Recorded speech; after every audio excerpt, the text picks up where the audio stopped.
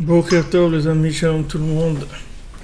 Bezrat Hashem, une excellente journée avec des bonnes nouvelles. Boker Tov.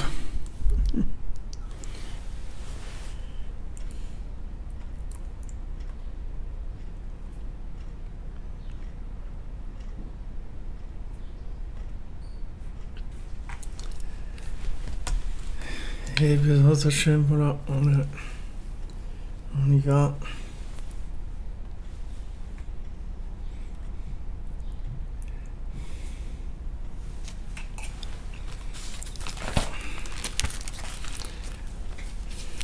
Alors on fait le cours pour la réussite, pour la tzlacha de tous ceux qui ont besoin de refoua, de parnassa, de zivugim, de joie de vivre, d'avoir des enfants,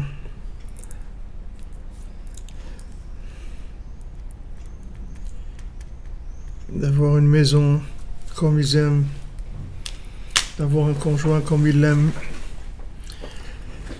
Et particulièrement le Rav Besançon, Israël Yitzhak Ben Fortuné, David Ben Mesoda Cohen, Laura Lia Esther Chava Vatraya Daniel, Olivier Fenichel, Raphaël Ben Kamuna Malka, Daniel Ben Émilie Darmon, Ruchama Bat Esther, Sandrine Bat Janine, Janine Bat Eglantine, Marion Myriam Bat Véronique, Zachary Shlomo Ben Shira, Dvora Kochava Bat Itsheva Bat Sheva, Dvora Bat Korina Yala, Léa Anna Bat Mesoda, Léa Bat Anna, Roïda Bat Rivka, Laura Bat Jacqueline, Liora Bat Lisa Esther, Shaili Bat Sarah, Fabien Ben Suzanne, Sophie Bat Nadine, Sacha Ben Sophie, Noah Bat Sophie, Yosef Ben Esther, Serachaya Bat Esther, Ruchama Bat Esther, Elisha Ben Esther, Léa Bat Esther, Bat Sheva Bat Esther, Roselyne Shoshana Bat Liliane Rachel, Rachamim Ben Ruth, Sipora Bat Chaya Kamra, Laurent Sultana Bat Rachel, Rekia Bat Rachma, Rebecca Daniel Bat Yvette Esther Rachel, Shirael Bat Rachel, Shalom Ben Moshe Ben Shabbat,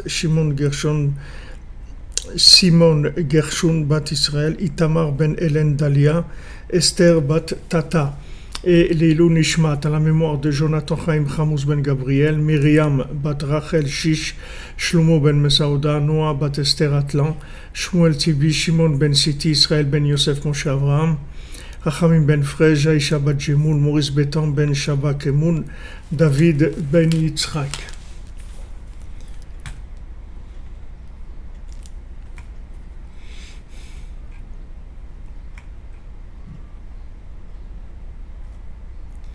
Il n'y a pas de son. Je sais qu'il n'y a pas de son. Il n'y a pas de son. Vous avez raison. Ça, c'est vrai. Il n'y a pas de son. Pourquoi il n'y a pas de son? Normalement, il devrait y avoir le son. Alors, normalement, maintenant, ça va être bon, Bézrat Hashem.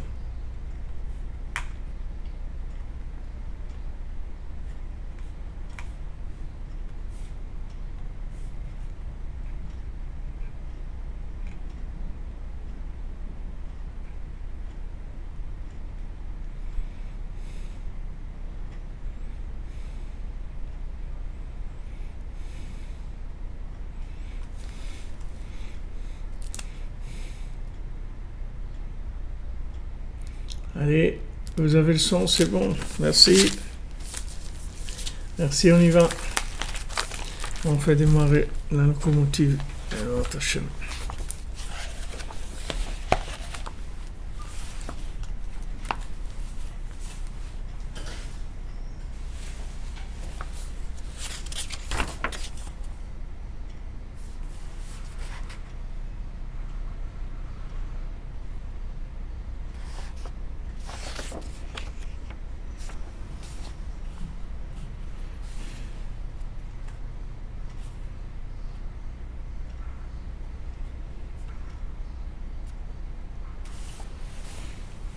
Alors hier on a vu le fait que quand on voit son prochain qui est cher à nos yeux, parce que on fait la bénédiction de Sheikhiano, puisque maintenant l'amour du prochain c'est le contraire du mauvais œil, c'est-à-dire que maintenant on n'a pas mauvais œil sur son prochain, au contraire il est cher à ses yeux, il est joyeux de le voir.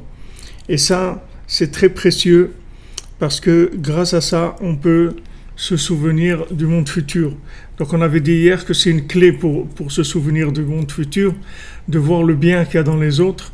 ça nous permet à nous aussi de nous connecter à la mémoire du futur, puisque le monde à venir, c'est le monde qui est entièrement bien, et quand on voit le bien, donc ça même c'est une preuve de l'existence du monde futur. Alors lorsqu'on sort du principe de l'esprit critique ou l'esprit de critique, c'est-à-dire que on arrive à imaginer qu'il y a un autre monde meilleur, et déjà on commence à le voir dans ce monde. C'est pour ça qu'on fait la bénédiction de Shechianu.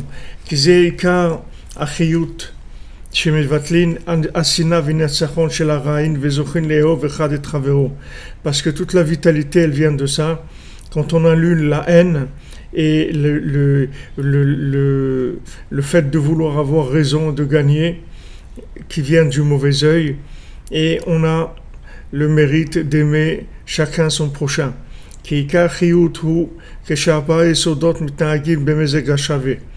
Parce que la vitalité, elle vient principalement de contre les 4 éléments, ils se comportent de façon équilibrée. C'est-à-dire que il y a l'eau, le feu, l'air, la terre. Maintenant, ces 4 éléments, ils viennent du Shem Havaya, et ils doivent se comporter de façon équilibrée. Il ne faut pas qu'il y ait un élément où il y en ait, qui en ait plus qu'un autre, sinon ça commence à se détraquer. Il faut que tous ils aient leur participation proportionnelle, équilibrée, qui soit en harmonie. Parce que toute la création, dans sa généralité, elle est pleine de nitzronot, c'est-à-dire elle est pleine de vouloir gagner. C'est-à-dire il y a ça de gagner l'autre. Parce que tout a été créé avec ces 4 éléments qui sont le feu, l'air, l'eau et la terre. Et par rapport à ces 4 éléments, on a le minéral, le végétal, l'animal et l'humain. Et tous, ils sont en opposition les uns par rapport aux autres. L'eau par rapport au feu, chacun il est opposé par rapport aux autres, dans sa nature même. C'est-à-dire il peut pas être très copain avec l'autre, sinon ça va le détruire dans sa façon de fonctionner.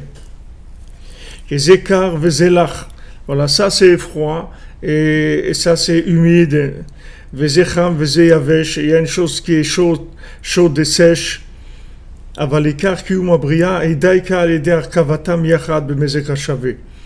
maintenant, tout le maintien de la création, elle se fait justement par l'assemblement de ces éléments de façon équilibrée, c'est-à-dire que chacun ait sa place.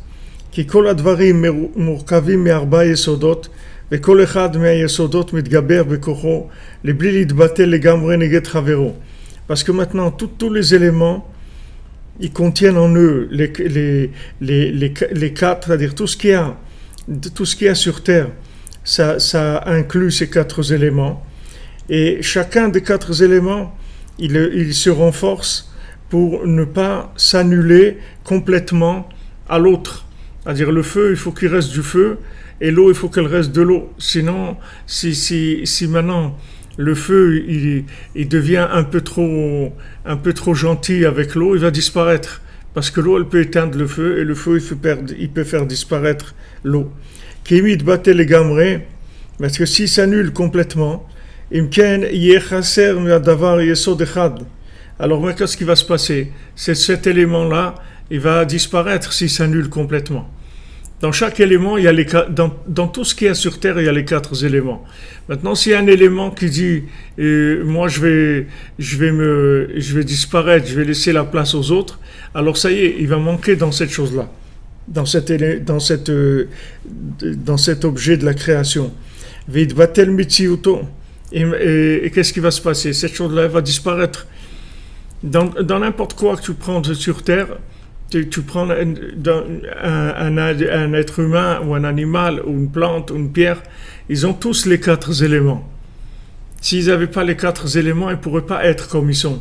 Mais maintenant, s'il y a un élément qui disparaît, qui s'annule aux autres complètement, qui dit bon, moi je veux pas faire d'histoire, je vais me mettre complètement de côté. Alors la chose, elle va plus exister.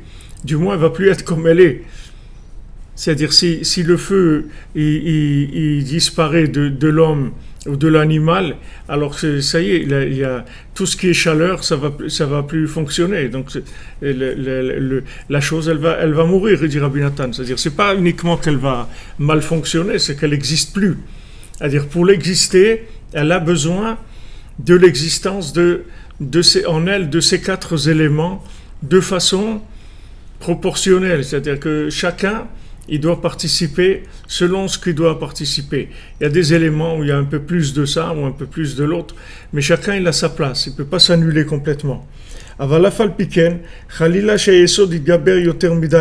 Mais d'un autre côté aussi, il ne faut pas que cet élément il prenne plus de place que ce qu'il ne faut.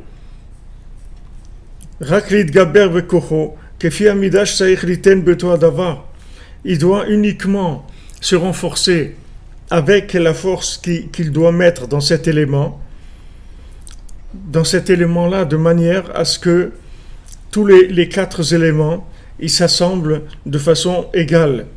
Par exemple, l'élément du feu qui se trouve dans l'animal, il doit se renforcer et gagner de manière à ne pas s'annuler par rapport à l'élément de l'eau qui se trouve dans l'animal, de manière à ce que l'animal il attrape pas froid et il meurt pas, sinon il va mourir. Vous comprenez? C'est-à-dire il y a rien qui doit ne pas être là. Tout doit être là. Seulement, ni moins ni plus. Il faut qu'il ait juste la place qu'il faut pour que ça fonctionne. Tout ce qu'il y a sur Terre, c'est comme ça. Chaque élément, des 4 éléments, il est là de façon équilibrée pour donner l'élément tel qu'il apparaît. Et si maintenant, il y a un qui domine ou qui se retire, la chose, elle meurt, tout simplement. S'il y a trop de feu, la chose, elle meurt. S'il y a trop d'eau, n'importe quoi, ça va faire détruire la chose. Donc, ce que Rabbi Nathan il veut nous amener ici, c'est que en fait, il y a une participation calculée qui est précise de chaque élément de la création. Donc maintenant, bien sûr que Rabbi Nathan, il va nous amener il va nous amener à ce que, en quoi nous on est concernés personnellement dans notre comportement. Mais si maintenant il y a le feu qui domine trop, alors l'animal il va mourir de trop de chaleur. Donc les 4 éléments qui se trouvent dans tout ce qui a été créé, ils ont le même devoir de fonctionner de façon équilibrée par rapport à la dose qui leur est demandée dans cette chose-là. C'est-à-dire que, par exemple, dans le corps humain, il y a beaucoup d'eau, donc il faut que cette eau, elle reste, mais d'un autre côté, il y a de la chaleur. Mais si cette chaleur, elle augmente, alors l'eau, elle disparaît, et c'est très dangereux. Parce qu'Hachem, il a créé tout le monde pour qu'il y ait un Nitzachon de Gdusha, c'est-à-dire qu'il y ait une façon de gagner, mais sainte et saine et sainte. C'est-à-dire que gagner, ça veut pas dire mettre full gaz, c'est pas plein pot. Gagner, ça veut dire mettre ce qu'il faut pour que la chose, elle se maintienne en vie. Parce qu'on sait que tout ce qui a été créé, c'est pour l'être humain. Et la grandeur de l'homme par rapport à tout ce qui a été créé, même par rapport aux anges, qu'est-ce qui le rend plus grand qu'un ange? c'est le fait qu'il a le libre arbitre. Veikar abechira ou prinat nitzachon. Et la bechira, le libre arbitre, c'est un principe de nitzachon, c'est-à-dire de vouloir vaincre, de vouloir gagner. Kizeikar malat abechira, parce que c'est ça la grandeur du libre arbitre. Ma sheyesh mitnaged shirotze lemonu midech hachaim. C'est qu'il y a quelque chose qui est opposé et qui veut l'empêcher d'aller sur le chemin de la vie. C'est ça le principe du libre arbitre. Si maintenant j'ai pas quelque chose qui s'oppose à ce que je veux faire, alors ce que je veux faire, ça va mener nulle part. Si maintenant dans un élément, il y a de l'eau et du feu, maintenant s'il n'y a pas l'eau, s'il n'y a que le feu, vous enlevez l'eau. L'eau, c'est un opposant au feu. Si vous l'enlevez, alors la chose, elle meurt, tout simplement. Donc maintenant, nous, dans notre vie, quand on a des opposants, ou qu'on a des situations qui sont en opposition, c'est-à-dire que maintenant, on doit lutter, on doit faire un choix. Un choix, c'est-à-dire, un choix, c'est pas un choix intellectuel. Un choix, ça veut dire que je décide que je vais à droite et je vais pas à gauche. Et je prends le chemin de droite. Donc j'ai laissé le chemin de gauche. Donc à quoi il m'a servi le chemin de gauche? C'est que j'ai pu prendre le chemin de droite. Si maintenant il n'y avait pas de chemin de droite, il n'y avait qu'un seul chemin, il n'y aurait pas de libre arbitre. Donc il n'y aurait rien du tout, le monde n'existerait pas. Il n'aurait aucune raison d'être.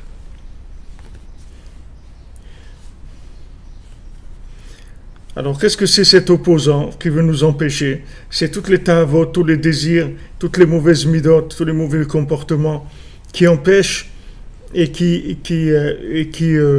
viennent détourner la personne du chemin de la vie. Ils veulent le détourner du chemin de la vérité. Et lui, qu'est-ce qu'il fait? Il se bat contre eux pour les vaincre. Et grâce à ça, c'est ça qui lui donne un niveau extraordinaire. Et avec ça, il va avoir le mérite d'arriver là où il va arriver. Justement, parce que il y a toutes ces choses-là qui sont des éléments opposés. Donc lui, il doit se positionner par rapport à l'opposition.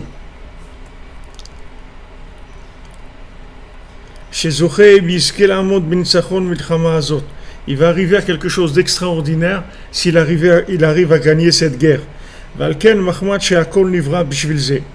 Puisque maintenant toute la création a été faite que pour ça, que pour l'homme et pour son libre arbitre.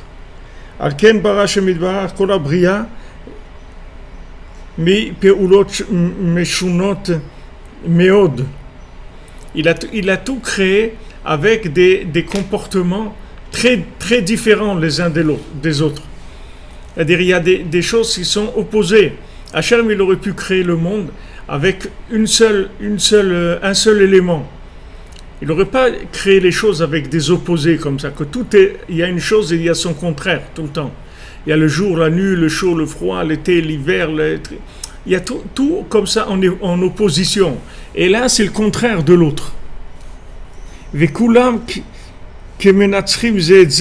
Et chacun, il a l'air d'être un opposant à l'autre. C'est ce qu'elle a demandé la lune. Elle a dit à Hachem, mais deux rois, ils ne peuvent pas gouverner. Comment tu veux que deux rois ils gouvernent? Ils ne peuvent pas gouverner deux rois. S'ils gouvernent deux rois, c'est la fin. Donc Hachem lui a dit, puisque tu as compris ça, alors tu vas te diminuer. Tu vas te diminuer. Et en se diminuant, c'est comme ça qu'elle a donné le libre arbitre. C'est comme ça que le libre arbitre a commencé. Parce que le fait que la lune, elle s'est cachée, elle s'est diminuée, sa diminution, ça a entraîné le manque d'évidence de la vérité dans les éléments de la création. Et donc, ça demande une recherche. Une recherche, un dosage, ça veut dire. La recherche, en fait, c'est un dosage par rapport aux éléments. Avalikar kiumam keshanitzachon hu kiretzon aborit bahar. Mais tout le maintien des éléments, c'est quand leur nitzachon, c'est-à-dire leur victoire, elle est par rapport à la volonté d'Hachem. Shidbi'a bahem hanitzachon b'mezeg hashaveh, que Hachem il a mis dans chaque élément ce désir de vaincre, mais de façon équilibrée. De manière que les éléments se maintiennent précisément par le désir de vaincre, mais c'est-à-dire c'est un mouvement de vouloir vaincre, mais de façon équilibrée, c'est-à-dire de façon de besoin qu'il y a pour le fonctionnement de cette chose-là. Alors vous avez des éléments, 4 éléments, qu'en fait ces éléments ils sont tous opposés les uns aux autres, et donc puisqu'ils sont opposés, il faut qu'ils se battent pour exister, puisque n'importe lequel des 3 autres il peut les détruire. Donc il faut qu'ils se battent pour exister. Seulement, quand il va se battre pour exister, il faut qu'il se batte de façon juste de la dose qu'il faut par rapport aux 3 autres. Parce que s'il en met un peu plus ou un peu moins, la chose, elle se détruit. Et comme ça, les 4 éléments, c'est comme ça. Les 4 éléments, c'est comme ça. Donc c'est un équilibre extraordinaire. C'est-à-dire c'est un assemblage merveilleux. Chaque élément du monde, c'est comme ça. Chaque élément, c'est comme les molécules, qui parlent des molécules. Si tu bouges les molécules, tout le truc qui change. Il est plus pareil. Un truc dur, il va devenir mou, un truc froid, il va devenir chaud. Tout se métamorphose. Donc maintenant, le maintien de tout ce qu'il y a sur Terre, c'est un équilibre parfait de ces 4 éléments. Équilibre parfait, ça ne veut pas dire que chacun y met 25% pour que ça fasse 100%. Ça veut dire chacun y met ce qu'il doit mettre. Il y a des éléments où le feu, il aura 10%, il y a des éléments où le feu, il aura 60%, ça dépend ça dépend de la chose.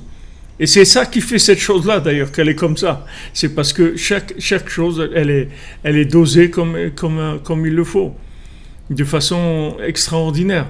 C'est ça qui fait la chose qu'elle est ce qu'elle est. Si tu vois un arbre qui est vert, et pourquoi l'arbre est vert? Pourquoi le tronc il est marron? Pourquoi le tronc il est en bois? Et les branches elles sont comme ça. Et parce que chaque chose, elle a une dose de feu, d'eau, d'air et de terre. C'est ça qui la rend comme ça. En fait, tout ce qui est sur terre, c'est une formule de ces 4 éléments. C'est juste comment tu vas les cuisiner ensemble, c'est tout. Tu ajoutes un peu de ça, ça change tout. Et ça peut détruire la chose existante. Tu peux créer peut-être autre chose qui n'est pas existant. Mais la chose comme elle est, si tu changes un élément, la chose elle n'est plus là. C'est fini. C'est plus ce que c'était. Donc c'est quelque chose qui est extraordinaire. L'homéostasie en médecine. Ouais, merci Colette Amazon, je ne sais pas ce que ça. Oui, bien sûr, Terrier. Bien sûr qu'Hachem recrée le monde en permanence. Voilà, l'alchimie des éléments, l'équilibre. En fait, c'est une danse comme ça, extraordinaire. C'est une musique avec une danse, c'est merveilleux. La danse et la musique, c'est comme ça. C'est chaque truc, il se retient, il attaque en même temps, il se retient. En même temps, il fait un pas, en même temps, il truc. C'est ça qui fait la danse. Maintenant, cette danse, elle va par rapport à la musique. Et voilà, chaque chose, elle fonctionne comme ça. Alors, les 4 éléments qui sont le Shem Havaya, dans chaque chose, il vient de façon qui est en harmonie parfaite. Mais je vous répète, l'harmonie, ça ne veut pas dire égalité. C'est pas le communisme. C'est pas le communisme, parce que si c'était le communisme, on aurait tous des briques, c'est tout ce qui existerait dans le monde. Et pas des briques à la pâte feuilletée, des briques de trucs. C'est tout. Il y aurait un truc, c'est tout. C'est tout. C'est tout. C'est tout. C'est pour ça que c'est une clipa nora, le communisme, c'était une grande clipa. Parce que ça, de vouloir rendre commun tout pareil, c'est la mort. Tout pareil, c'est la mort. On n'est pas pareil. Chacun, il est différent. Il doit s'affirmer. Mais il doit s'affirmer dans sa mesure. S'il dépasse sa mesure, il va détruire lui et d'autres aussi. Donc l'homme, il a une recherche permanente avec son libre arbitre de ne pas prendre plus de place qu'il ne doit prendre et pas moins de place que ce qui lui revient. Donc il n'y a pas de fausse humilité. Il faut y aller, il faut se battre pour s'affirmer, il faut gagner, mais gagner, ça veut dire arriver à la juste mesure de ma présence ou dans chaque chose, c'est comme ça. Les gens ils demandent, ils veulent être riches et tout, mais c'est pas tout le monde qui peut être riche. Si quelqu'un il est riche et qu'il ne doit pas être riche, ça va le détruire complètement. Combien de gens ils sont se détruits avec la richesse? Les gens ils veulent de l'amour, eux aussi, ils veulent être aimés, ils veulent que leur conjoint il soit parfait, il lui fasse tout le temps des bisous, qu'il l'aime tout le temps et tout. Mais c'est pas comme ça. Il y a des gens ils n'ont pas besoin de beaucoup de bisous. Il y a des gens c'est pas ce qu'il leur faut pour fonctionner. Ils ont besoin d'un dosage de la chose. Il n'y a pas un truc. Vous voyez dans le monde, c'est présenté de façon très très archaïque tous ces éléments-là. C'est très archaïque parce que personne ne sait calculer, par exemple, la dose d'amour que quelqu'un il a besoin. Si tu lui en donnes moins, il meurt. Si tu lui en donnes trop, il meurt. Alors comment tu fais? Tu vois que c'est pas évident. Alors les gens ils croient, ils donnent des stéréotypes. Quelqu'un qui aime son conjoint, voilà ce qu'il lui fait. Il lui achète ça, ou il fait comme ça, ou il l'emmène en vacances. C'est pas vrai. C'est pas vrai. C'est pas vrai. C'est peut-être beaucoup plus que ça, c'est peut-être beaucoup moins que ça, mais en tout cas, chacun il a un dosage. Dans tout, c'est comme ça. Dans la nourriture aussi, chacun il doit se nourrir comme il est. Il y a des gens qui sont, par exemple, qui sont chauds de caractère. Ils ont un caractère qui est chaud. Ça veut dire qu'ils ont du feu un peu en eux. Ils sont faits avec une dose de feu un peu forte. Alors eux, ils doivent pas consommer des choses qui sont des éléments du feu. Parce qu'ils ont déjà trop de feu. Donc s'ils mettent encore du feu, comme il dit, il met de l'huile sur le feu, il ajoute, il va éclater, il va détruire. Et vous voyez que ça, c'est caché complètement du monde. Les gens, ils ne savent pas ça. Ils croient que les individus, c'est des robots, qu'on a tous les mêmes besoins. Non, on n'a pas tous les mêmes besoins. Il y a des gens qui ont besoin d'être riches. Et s'ils ne sont pas riches, ils vont crever. Et les gens qui sont autour d'eux, aussi, ils vont avoir des problèmes. Parce que cet élément-là, il doit être comme ça.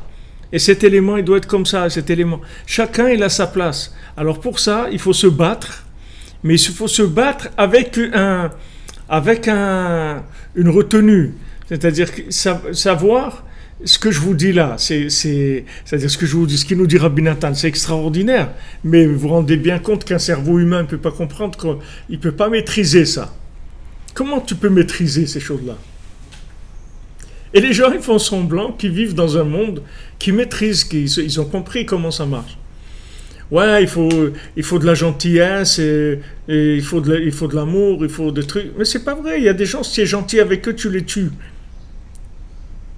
Il y a des gens, ils ont besoin d'indifférence. Si tu es gentil avec eux, c'est pas bon. Alors comment tu vas savoir cette chose-là? Il n'y a pas un comportement, stéréotype, les parents parfaits, le conjoint parfait. Et vous demandez comment on connaît le dosage? C'est ce que sûrement Rabbi Nathan il va nous dire. Il ne va pas nous laisser comme ça. Ouais, il y a des gens qui disent il faut être dur. Il y a des gens, ils ont besoin de rigueur. Ça les sécurise.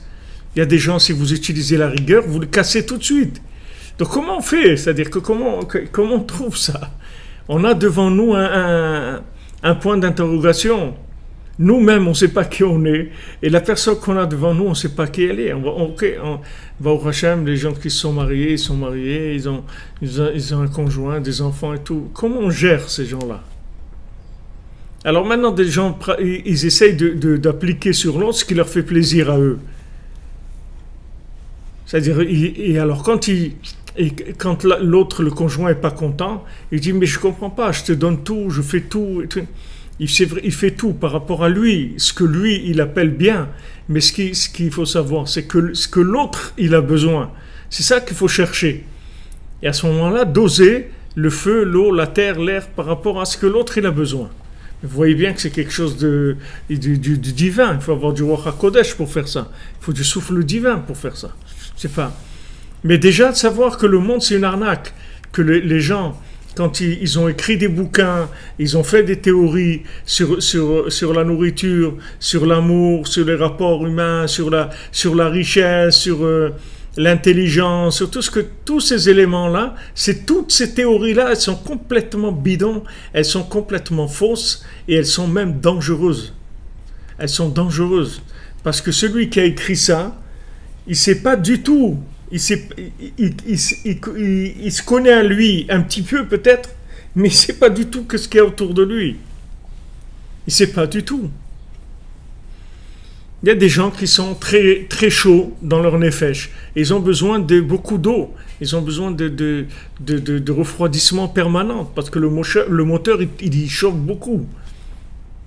Il y a des gens ils ont besoin d'air, et des gens ils ont besoin de terre. C'est-à-dire que tous ces éléments-là, comment on calcule, c'est-à-dire par rapport à l'autre, comment je trouve le véritable dosage? Sûrement Rabbi Nathan il va nous éclairer. וכשהוא במזג השווה כנ"ל, אבל תקף כשאחד מהיסודות עובר הגבול ומנצח יותר מדי, אזי נחרב הדבר. Mais que dès qu'un des éléments, il va gagner, il va vaincre, il va prendre plus de place que ce qu'il doit prendre, tout de suite la chose elle est détruite. Voilà comment la chose elle est détruite. Donc je pense, puisqu'il nous a parlé avant de la destruction du temple, donc je pense qu'il va nous amener avec ça, il va nous amener vers cette notion-là du temple et du da'at, en fait.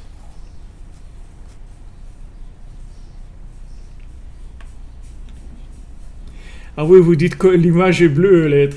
J'avais pas le temps de trouver une autre image, alors j'ai fait juste un changement de couleur, c'est tout, de teinte.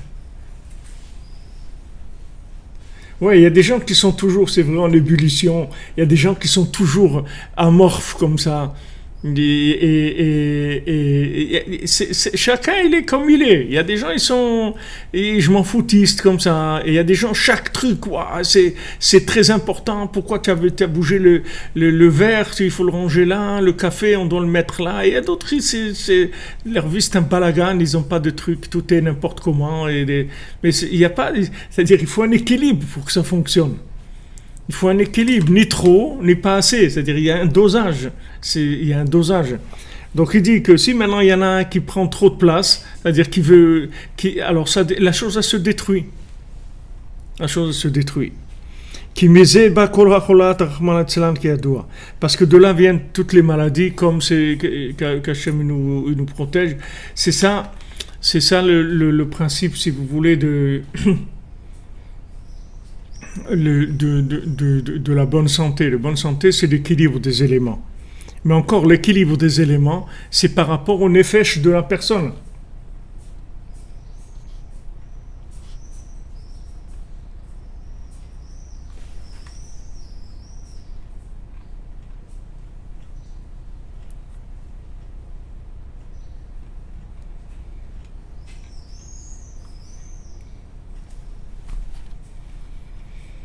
Ouais, c'est ça, il ne faut pas devenir psychopathe du perfectionnisme.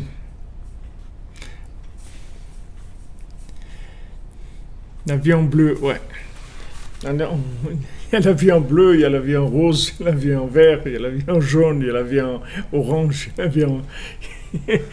il y a toutes sortes de gilets dans le monde, il y a de toutes les couleurs. Donc maintenant, dans notre corps lui-même, on a besoin de cet équilibre parfait. והכל הוא רמז לאדם שהכל נברא בשבילו, שידע שצריך להתגבר בניצחון גדול כל ימיו. Tout ça, c'est pour faire allusion à l'homme, qu'il doit savoir que tous les jours de sa vie, il doit se renforcer avec une grande envie de vaincre. C'est-à-dire il faut qu'il se batte pour gagner. J'ai pas trouvé encore le mot comment on traduit nitzachon comme il faut pour que ça. À chaque fois, j'essaie un peu, mais j'ai pas trouvé le mot exactement de nitzachon. Aval hanitzachon tzarich liot be'emet le'amito. V'she Hashem yitbarach. Tu comprends? C'est ça l'équilibre. L'équilibre, c'est-à-dire que pourquoi je veux gagner, c'est pour émettre les amito, que pour Hachem.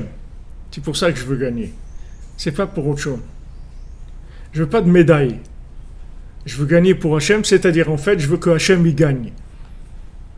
Et maintenant, il va m'utiliser pour gagner, pour que sa vérité gagne dans le monde. C'est ça que je veux. Bishvil kiyum ha'olam shomed ala Torah ve'avoda, pour que le monde se maintienne, puisque le monde il se tient sur la Torah et la prière.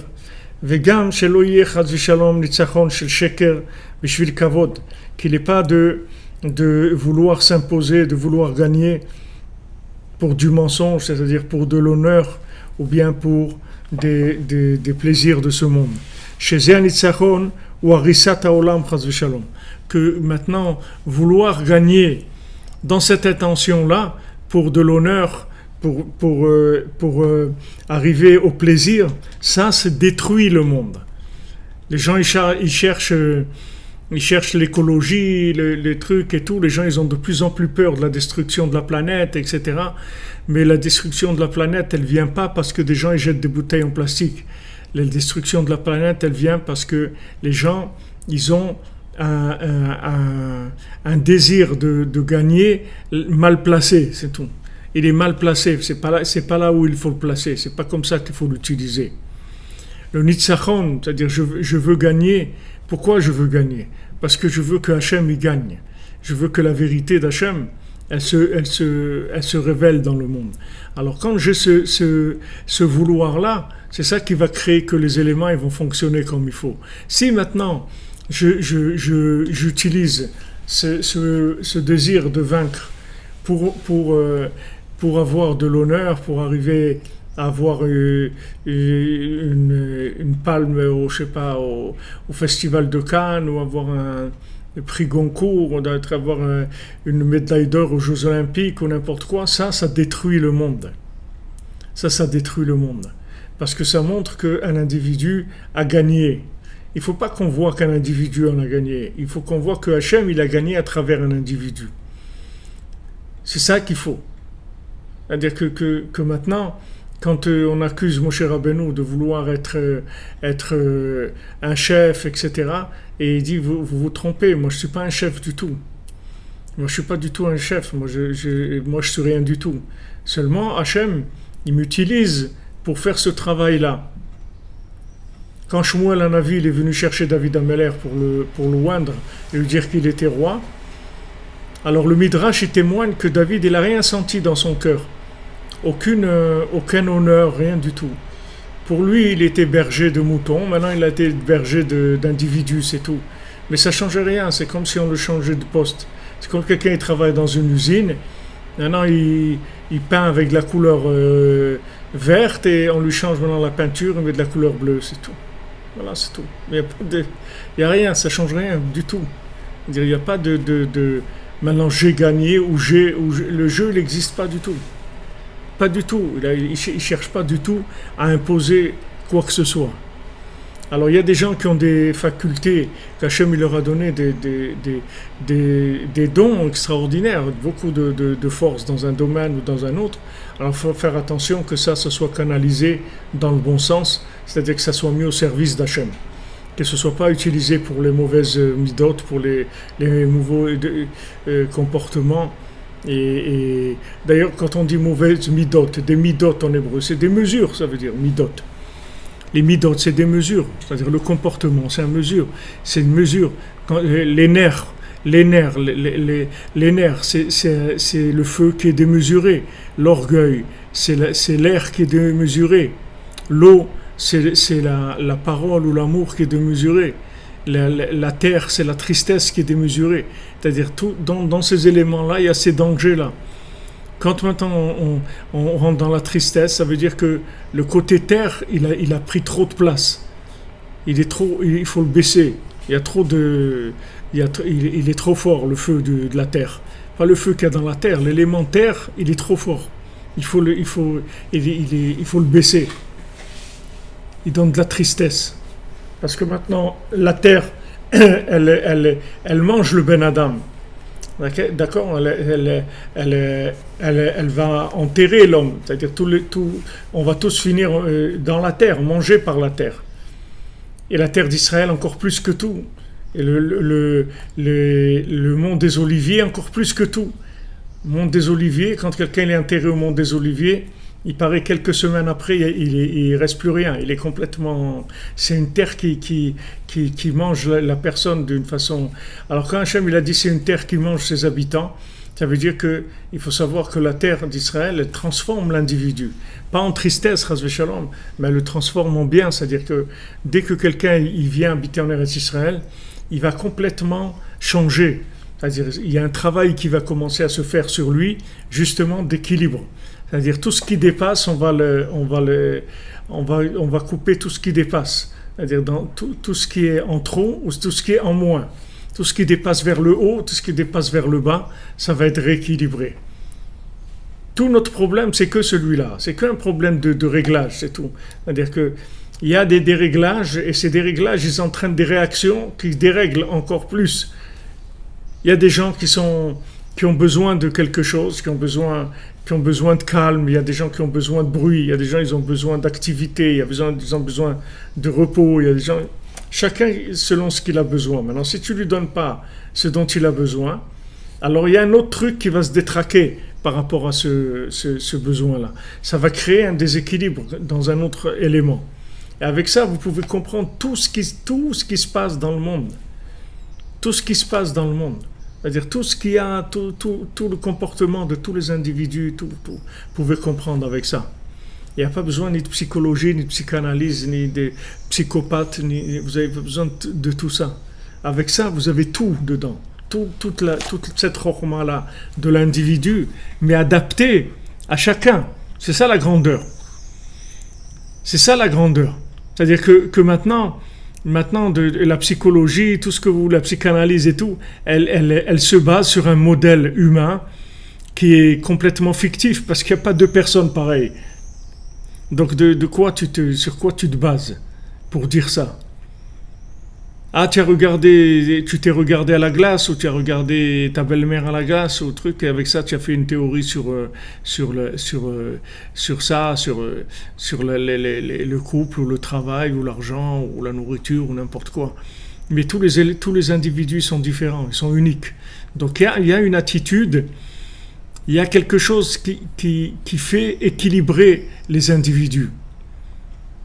Le secret de l'équilibre de l'individu, c'est-à-dire quelque chose, une méthode qui s'adapte à l'individu, mais qui va donner des résultats différents chez chacun. Donc cette méthode, elle ne peut pas être précise sur un point. Parce que si elle est précise sur un point, ça veut dire qu'elle s'applique à tous les individus comme étant pareils. Alors que tous les individus ne sont pas pareils. Donc il faut trouver une méthode, que cette méthode elle soigne les gens, mais chacun par rapport à sa maladie, c'est-à-dire par rapport à son déséquilibre personnel. Chacun, il a besoin un peu de feu, ou il a trop de terre, il faut enlever un peu la terre, il faut lui mettre un peu d'air, il faut lui enlever de l'eau. Chacun, et ça change tout le temps aussi. C'est pas quelque chose qui est figé. C'était figé, peut-être ça serait facile, mais ça bouge tout le temps. Donc c'est très difficile à trouver. En tout cas, c'est pas une méthode intellectuelle qui va arriver à un résultat là-dedans. Pas du tout. Pas du tout. La méthode intellectuelle peut faire des analyses sur 100 personnes et tailler, comme on dit, en gros à peu près. Ils ont vu ça ou ça ou ça, donc il dit voilà, alors il faut faire comme ça. Mais ça n'a rien à voir avec l'individu, ce qu'il est lui-même, puisque c'est très fin. Et ce dosage-là, on parle de dosage. Mais combien c'est ce dosage-là? C'est-à-dire ça peut être 1% en trop, 20% en trop ou en moins. Ça change énormément. La thérapie, c'est pas la même. C'est pas du tout la même. ועל אפילו מי שנראה לו שכוונתו אל האמת, שרוצה בניצחון בשביל לגמור איזה מצווה, או דג'ה שבקדושה. C'est pour ça que même si quelqu'un il a l'impression que son intention c'est pour la vérité. C'est-à-dire, il utilise maintenant le fait de vouloir gagner pour faire une mitzvah ou bien une chose qui est sainte. Afalpi, chez Etrichim liot chazak meod. Bien que dans ça, il faut être très fort. Afalpi ken, c'est-à-dire listakel etev shelo yeh chorban ve'harisa chas v'shalom. Allez, désé. Même ça, il faut faire attention que ça mène pas une destruction, chas v'shalom. C'est vrai, c'était pour quelque chose de bien. Mais est-ce que maintenant, le résultat de ça, c'est une construction ou une destruction? Qui sanouille à machloket vegadol à shalom. Parce que Hachem, il déteste les disputes. Hachem, il veut le shalom. Alken tzrichim ishtadel les ma'ed bemachloket bekolma de'efsha. C'est pour ça qu'il faut essayer de diminuer la controverse au maximum de ce qui est possible. Même s'il a l'impression que maintenant, la dispute qu'il est en train de faire, c'est les Shem Shamaim, c'est-à-dire c'est pour une cause qui est noble. Mais kol sheken ve kol sheken seir listakel al atzmo im kavanato le Shamaim. À plus forte raison qu'il faut faire attention, est-ce que maintenant, Bichlal, c'est-à-dire est-ce que cette chose qu'il veut faire, est-ce que cette intention c'est pour Hachem? Parce que l'action extérieurement, elle peut être comme une autre action. C'est-à-dire deux personnes, elles peuvent faire la même chose, mais un, il a l'intention de le faire pour Hachem, et l'autre, il a une autre intention. Il cherche autre chose à travers ça. Parce que le cœur, il sait si la chose elle est claire ou elle est tordue. Il sait quelle est l'intention de la personne.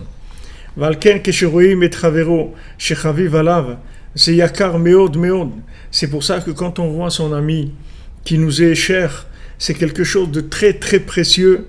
Et toute la Torah, elle dépend de ça.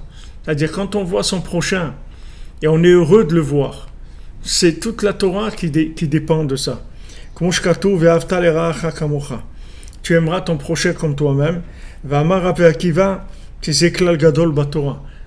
Akiva, il a dit c'est un principe, c'est un grand principe dans la Torah, c'est-à-dire c'est une clé générale.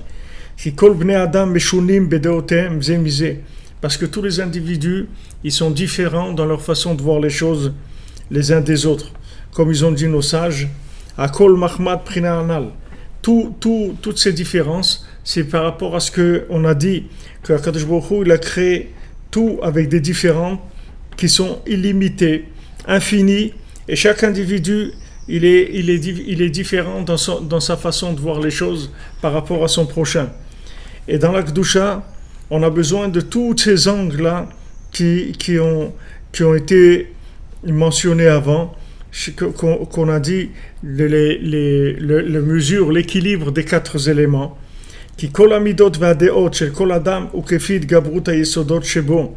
Parce que maintenant, tout le comportement et toute même la façon de penser de l'individu, elle vient en fait des éléments, comment il est construit, comment les quatre éléments ils sont en lui. Ça va lui donner sa nature physique et aussi ce qu'il a dans la tête, c'est-à-dire sa façon de voir les choses. Sa façon de voir les choses, elle est par rapport aux éléments qu'il a en lui. Chez Mishimit Gaberbo, Beyoter Yesodze, ou Chazak Beota Amida. Parce que celui maintenant qui a un des Yesodot, un des éléments qui est plus fort, alors il va avoir un comportement plus fort dans ce domaine-là. Celui qui a plus de feu, alors il va être plus agressif, ou il va être plus, il va entreprendre, il va pas avoir peur, il va faire des choses, etc. Parce qu'il a l'élément du feu qui est fort chez lui. Et donc son esprit, il va vers ça. Donc vous voyez, nous on croit qu'on pense des choses et tout, mais en fait on pense pas. Ces pensées-là, elles viennent de la marmite qu'on a en nous, c'est tout. C'est ce qu'il y a dans cette marmite qui fait ce qu'on pense. C'est pas des pensées d'un homme qui est libre de penser. Tu n'es pas libre de penser, puisque les pensées qui viennent à ton esprit, ta façon d'analyser les choses, elles viennent de ce que tu es. C'est-à-dire que si maintenant tu as beaucoup d'eau dans ta façon d'être, c'est-à-dire si tu es quelqu'un qui coule qui coule comme l'eau, qui est cool comme ça, alors tu vas voir que tu vas avoir une tendance à voir les choses de façon comme ça, cool. Tu vas dire, ouais, non, mais let it be,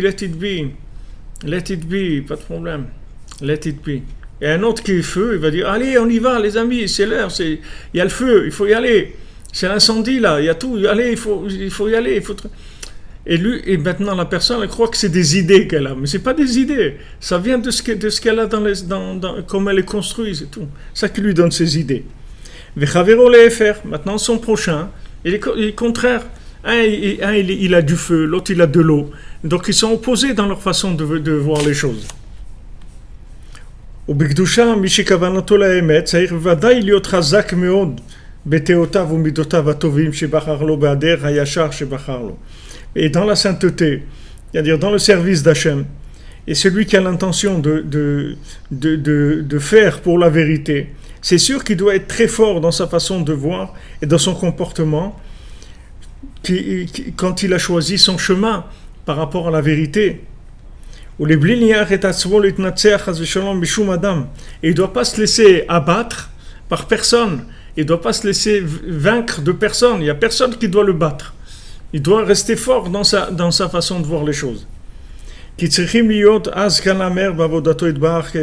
Parce qu'il faut être audacieux comme un puma, comme un amer, un tigre dans la Avodat Hashem. Malgré ça, il ne faut pas que cette attitude de vouloir gagner, elle dépasse la mesure. Qu'il ne déteste pas son prochain, parce que son prochain ne se comporte pas comme lui pense qu'il faut se comporter. Vous comprenez, quand maintenant la personne, elle a pas le comportement, les Shem Shamaim, c'est-à-dire que ce qu'elle fait, c'est pas les Shem Shamaim, alors à un moment, elle va se trouver en opposition à son prochain, elle va détester son prochain. Elle va détester son prochain. Pourquoi? Parce qu'il fait pas comme lui il fait. Mais heureusement, Baruch Hashem qui fait pas comme lui il fait. C'est normal. Un pommier, il ne va pas détester un oranger. Heureusement qu'il n'est pas comme lui, qu'il n'a pas la même couleur, le même goût, tout, parce qu'il a besoin de celui-là, il a besoin de celui-là. Donc maintenant, il faut que maintenant j'ai assez de force pour exister, pour être comme un pommier, c'est-à-dire il faut que je sois un pommier, il ne faut pas que je me laisse abattre et que je ne me laisse pas être autre chose, que je ne sois pas autre chose qu'un pommier. Donc tous les éléments qui vont m'amener à être le pommier, je vais me battre pour ça. Mais d'un autre côté, il ne faut pas que j'en fasse une généralité de manière à ce que je vais détester l'oranger. C'est-à-dire je vais détester celui qui n'est pas comme moi. Alors vous voyez cet équilibre-là, il est très difficile. C'est-à-dire que d'un côté, je dois m'affirmer et d'un autre côté, je dois laisser les autres s'affirmer aussi. Et comme on dit, il y a de la place pour tout le monde. Puisque maintenant, ce que je dois faire, c'est unique. Puis je suis unique. Donc c'est impossible que je prenne la place de qui que ce soit. Et c'est impossible que personne ne me prenne ma place. Personne ne va me prendre ma place. Parce qu'il n'y a personne qui est moi. Donc il n'y a personne qui a ce dosage-là de feu, d'eau, d'air et de terre. Mon dosage, ma formule de ces 4 éléments, elle est unique. Donc ce que je dois faire, c'est unique. Et d'un autre côté, il n'y a personne qui va m'empêcher. Mais d'un autre côté, je dois pas empiéter sur l'autre. Détester l'autre parce qu'il n'est pas comme moi. Je le déteste parce qu'il n'est pas comme moi. Qu'est-ce que ça veut dire, ça? Alors ça veut dire que tu es un communiste, tu crois que tout le monde est pareil. Donc il faut gagner. Il faut que tu gagnes parce que maintenant il y a une compétition et tout le monde va courir et il faut gagner. Il faut que tu arrives le premier. Je ne veux pas arriver le premier. Je veux juste être moi-même, c'est tout. Je ne veux pas arriver le premier. Je ne veux pas arriver le premier. Je veux réussir, mais je ne veux pas être le premier. Je veux réussir ce que j'ai à faire. Et pas être le premier. C'est-à-dire, c'est pas par rapport aux autres que je veux arriver. C'est par rapport à ce que je dois faire. Je dois faire quelque chose. Et maintenant, je peux pas, je peux pas laisser les autres empiéter sur ce que j'ai à faire. Mais d'un autre côté, moi, je dois pas empiéter sur ce qu'ils ont à faire aussi. Et donc, ça doit donner un rapport d'amour entre les individus. Pas un rapport de haine, que je vais haïr celui qui n'est pas comme moi. Comment tu peux haïr quelqu'un parce qu'il n'est pas comme toi? Mais il ne faut pas qu'il soit comme toi. Heureusement qu'il n'est pas comme toi. On n'a pas besoin de deux personnes pareilles. On a besoin de chacun comme il est. Donc tu dois respecter l'autre et tu dois te respecter à toi aussi. Tu dois t'affirmer, tu dois dire voilà, c'est comme ça. Une fois à Yerushalayim, il y avait un élève du grand yeshiva qui se fiançait à l'âge de 30 ans. Alors ils ont invité Rav Levi Yitzhak à la Shalom, il est venu aux fiançailles. Alors le Rosh Yeshiva, c'est une grande yeshiva très connue à Jérusalem, il a dit voilà, c'est ce jeune-là, regardez, il a voulu attendre l'âge de 30 ans pour se marier, pour étudier bien et tout. Il a fait le bon choix de l'étude et tout. Alors Rav Yitzhak, il s'est levé, il a dit je suis désolé, mais ça c'est contre le da'at du Shulchan Aruch. Shulchan Aruch, il faut se marier à 18 ans. Maintenant que la personne s'est mariée à 30 ans, c'est son truc à lui parce que... Ok, mais ne pas venir faire une éloge de ce comportement-là. Parce que ce comportement-là, il est spécifique à lui à ce moment-là.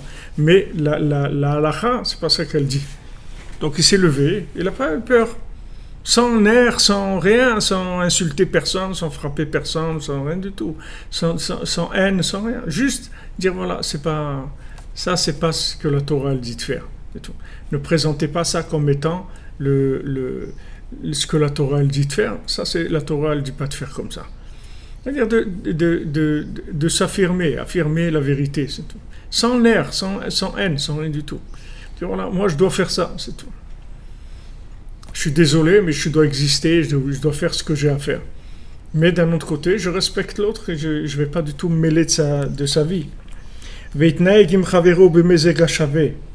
Et il doit se comporter avec l'autre de façon équilibrée, de façon harmonieuse. Bien qu'il faut être très fort dans son chemin du bien, malgré ça, il doit observer son prochain avec un bon œil et il doit trouver en lui des choses positives de manière à ce qu'il aime son prochain et qu'il n'ait pas un mauvais œil sur son prochain. Parce que vous vous souvenez, d'où il fait tout ça, Rabbi Nathan, maintenant? D'où il écrit tout ça? C'est parce que dans la Torah, Rabbeinu dit qu'il y a des gens, ils veulent du nitzachon, ils veulent gagner. Et pour ça, ils empêchent les autres d'exister. C'est-à-dire, ils empêchent comme Rabbeinu dit, Enora beitnasut shel chavero. Il a un mauvais œil sur la réussite de son prochain. C'est-à-dire que maintenant, il veut gagner, mais il veut pas que les autres ils aient leur place.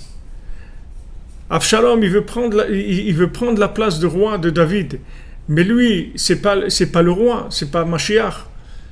Avshalom, c'est Avshalom. Il est extraordinaire. Il a c'est une des plus grandes beautés du monde. Il a des choses extraordinaires. Mais c'est Avshalom, c'est pas David. David, c'est David, c'est pas Avshalom. Donc, c'est-à-dire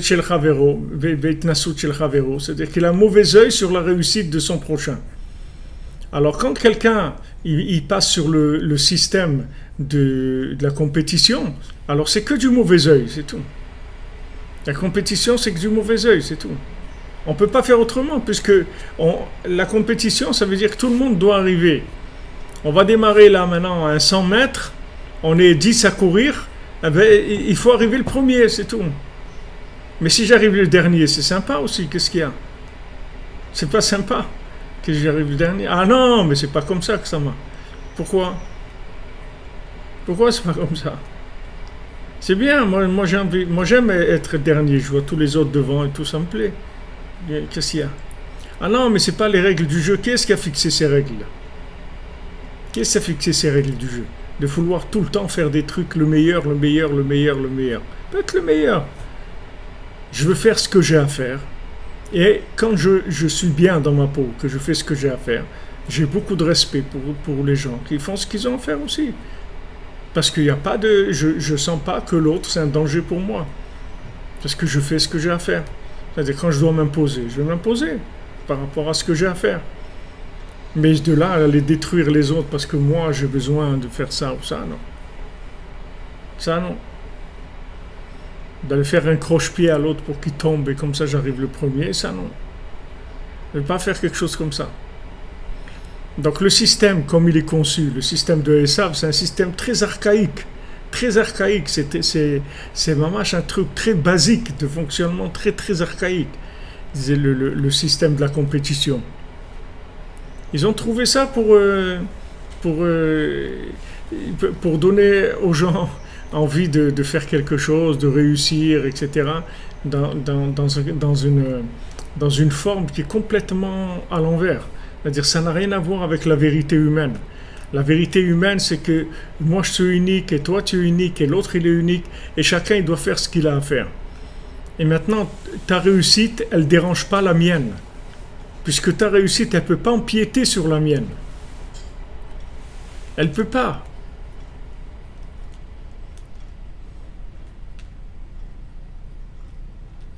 Elle ne peut pas. En Israël, la terre d'Israël, Hachem il l'a partagée. C'est-à-dire, il a donné à chacun sa part. C'était par un souffle divin. C'est Hachem qui donnait à chacun sa part. Mais chacun, la part qu'il a eue, c'est la sienne, c'est tout. Ça veut dire que c'est ça qu'il a besoin pour être ce qu'il est. Comme Rabbeinu dit dans le Baal Tfila, il dit que dans le conte de l'homme de prière, le Baal Tfila, le maître de prière, je ne sais pas comment il l'appelle. Alors, qu'est-ce que les gens ils faisaient là-bas? Ils étaient... j'ai oublié ce que je voulais dire. Dans les différents groupes, oh, peut-être ça va me revenir. Mais je veux dire que du moment où l'autre il est ce qu'il est, il ne me dérange pas. J'ai pas de mauvais œil sur lui. Parce que moi, lui, c'est pas un critère de réussite pour moi. C'est un critère de réussite pour lui, mais pas pour moi. Parce que moi, c'est pas lui, lui, c'est pas moi. Donc, cette vision des choses, elle va complètement enlever le mauvais œil. Le mauvais œil va disparaître parce qu'il n'y a plus de compétition. Cherche pas à arriver le premier. Ça ne m'intéresse pas. Alors là-bas, le Baal Tfila est donné à chacun et selon ce qu'il avait besoin. Il y a des gens, ils leur donnaient des habits en or. Il y a des gens, ils leur donnaient des haillons. Il y a des gens, ils leur donnaient des habits comme ça et comme ça. Chacun, selon comment il voyait ce dont il avait besoin. Le tzaddik, il donne à chacun les vêtements dont il a besoin. Et il n'y a aucune opposition entre les gens. Il n'y a pas de dispute. Parce que quand on parle de dispute, ça veut dire qu'on se bat pour un truc, le même, tous les deux. On ne doit pas se battre pour la même chose, puisque chacun il a ce qu'il a à faire. Donc il n'y a pas de mauvais œil à avoir sur l'autre. Donc ce principe-là, c'est le principe qui va amener le shalom dans le monde. C'est-à-dire, quand les gens ils vont se trouver eux-mêmes, ils vont être béchalom avec les gens. Parce que quand je me suis trouvé, j'ai pas du tout de problème avec l'autre, puisque je sais qu'il n'y a personne qui est comme moi. Donc je risque pas de rencontrer mon sosie. Je vais rencontrer que des gens qui sont différents. Par contre, on peut échanger. C'est-à-dire moi, dans ce dont j'ai besoin, lui peut me donner des tuyaux et moi je peux lui donner dans ce qu'il a besoin.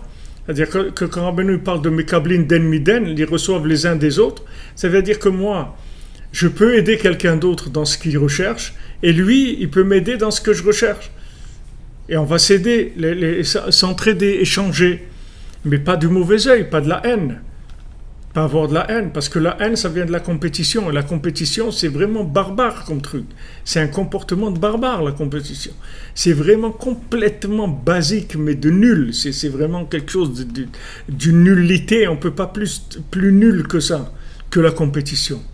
Avec tout ce qu'il y a de merveilleux dans le monde, on va faire des compétitions. Tu vas faire une compétition entre une banane, une orange, une pomme, une poire, un abricot, un artichaut, une tomate.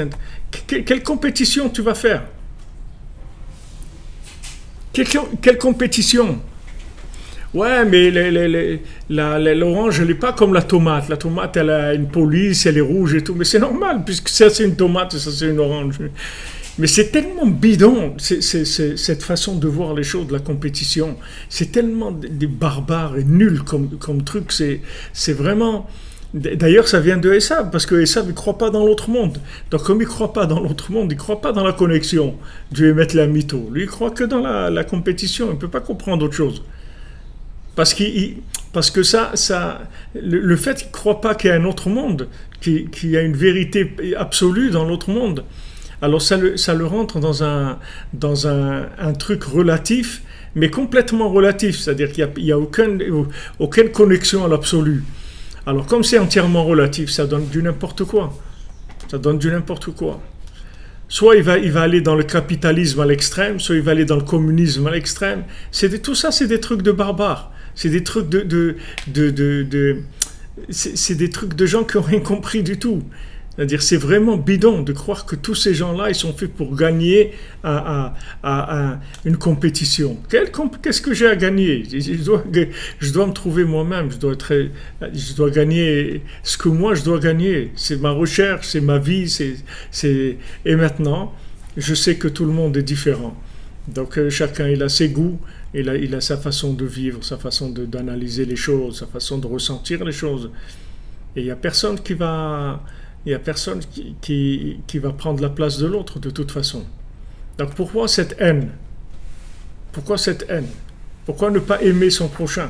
Puisque maintenant il ne va rien me prendre. Il ne va rien me prendre.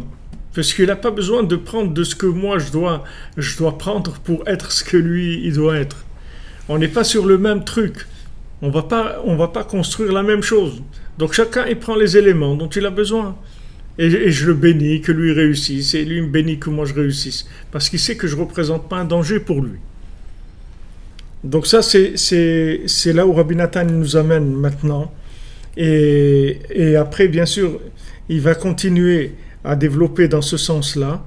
Et on va arriver, Bezrat Hashem, des choses, Baruch Hashem, sur le temple, sur le Mishkan, des choses très très intéressantes. De voir comment, en fait, le Mishkan, comment ça réunit toutes ces différences-là. C'est ça qui fait le Mishkan. Pourquoi Hachem il voulait construire le Mishkan, le Mishkan avec la participation absolument de chacun, et que celui qui a beaucoup ne doit pas donner plus, et celui qui n'a pas, il ne doit pas donner moins. Que chacun il doit donner ça pour le Mishkan. Ça veut dire qu'Hachem il voulait une présence, la même présence dans le Mishkan de chacun, parce que chacun a la même importance aux yeux d'Hachem, et donc il voulait tous ces aspects-là qui se réunissent. C'est ça le Mishkan, c'est ça qui va faire le Mishkan. Le Mishkan il va se construire avec le fait que tous ces gens ils ont participé. Mais si c'était un riche qui était venu, qui avait fait un chèque pour faire le Mishkan, le Mishkan il aurait été à lui, c'est tout. Ça aurait été sa maison à lui, son hôtel ou sa maison. Ça n'aurait pas été la maison d'Hachem. La maison d'Hachem, c'est que tu prends tous ces êtres-là différents, et tous, ils sont d'accord sur Echad, et tous, ils participent à Echad, pour qu'il y ait Echad. Et ça, c'est ça la perfection, c'est ça qu'Hachem il veut. Donc, sûrement que Rabbi Nathan, il va nous emmener vers cette... je respecte, si vous voulez, la recherche journalière. Je ne vais pas regarder ce qu'il y a après parce que je veux pas fausser les éléments, comment ils vont venir. Donc on les découvre, on avance petit à petit et on les découvre ensemble, les Hashem. Alors Be'atzlacha les amis, une bonne journée, que des bonnes nouvelles de la réussite dans tous les domaines, de la confiance en soi, de la santé, la parnassa, tout ce dont on a besoin, que Hachem ici qu'on a besoin pour notre équilibre, pour notre réussite. Parce que notre réussite, elle dépend des équilibres, de l'équilibre des éléments en nous, mais cet équilibre, il est différent pour chacun. Donc chacun qui reçoit ce qu'il a besoin, mettre les amito, et dans la facilité, dans la miséricorde, qu'il n'y ait aucune shalom, aucune dispute, aucune chose qui soit désagréable. Que tout ça se passe dans le shalom, dans la joie, dans la Bezat Hashem. Alors on se retrouve Bezat Hashem ce soir à 3h pour ceux qui sont réveillés. Comme on dit, il y en a qui font les émissions t'es pas couché, non on fait pas t'es pas couché, nous on était, tu t'es réveillé, l'émission je me suis réveillé, voilà notre émission, je me suis réveillé, je suis sorti de lui. Be'atzlacha les amis.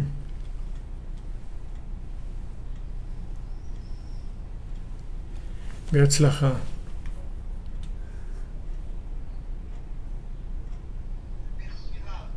Merci pour vos paroles gentilles.